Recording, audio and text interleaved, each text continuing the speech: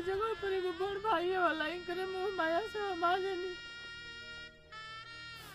हम तार धन दौलत धो के ले जाए खातिर नहीं के दीदी का बाबू ते काहे गने रोवे लगली? हम बानी ना तोरा खातिर, ते काहे घबराइल बड़ी हैं? ना बाबू मार से ज्यादा नहीं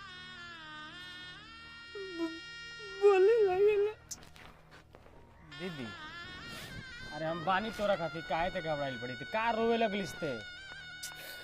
हम तो कितना आसरा लगा के बनी है कि एगो भाई बड़न भौजाई बड़ी तनी 2-4 दिन हो जाए हो रहे थे। अरे दीदी तो हम बानी ना रे, हम बानी तोरा खातिर। ठीक है बाबू ये तो हम तनी आए रही डॉक्टर के यहाँ जल लो